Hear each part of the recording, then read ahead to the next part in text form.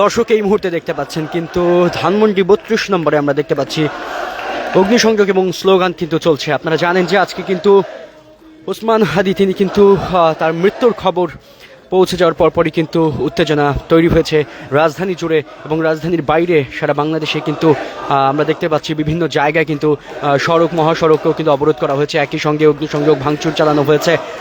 প্রথম আলো এবং ডেইলি স্টারে, এবং সেই ধারাবাহিকতায় এই মুহূর্তে আমরা দেখতে পাচ্ছি ধানমন্ডি ৩২ নম্বরে কিন্তু হাদি সমর্থিত যারা রয়েছেন এবং যারা তাদের নেতাকর্মীরা রয়েছেন তারা কিন্তু এই মুহূর্তে ধানমন্ডি ৩২ নম্বরে আমরা দেখতে পাচ্ছি অগ্নিসংযোগ এবং স্লোগান দিচ্ছেন, গুলি করে আন্দোলন বন্ধ করা যাবে না এবং ভারতের দালালেরা হুঁশিয়ার সাবধান, এই ধরনের স্লোগানে কিন্তু উত্তাল এখন এই মুহূর্তে ধানমন্ডি ৩২। দর্শক দেখতে পাচ্ছেন দৈনিক কালের কণ্ঠের অফিসিয়াল ফেসবুক লাইভ, আপনাদের সঙ্গে যুক্ত রয়েছে আমি আব্দুল্লাহ জুবায়ের।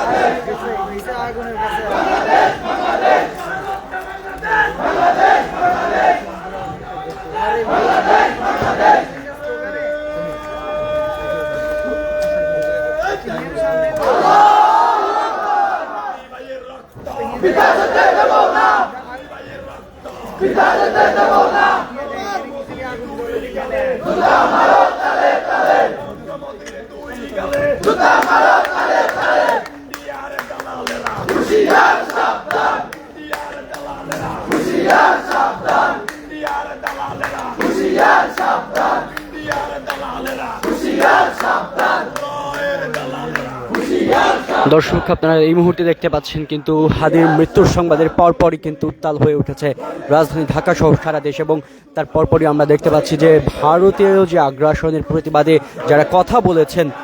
তাদের উপরে এমন হামলার প্রতিবাদে যারা আসলে এই মতাদর্শে আদর্শিত তারা কিন্তু এই মুহূর্তে তারা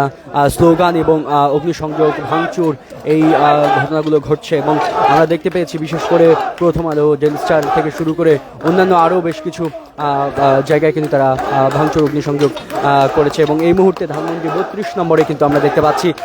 সেই ধারাবাহিকতায় অগ্নিসংযোগ এবং স্লোগান তুলছেন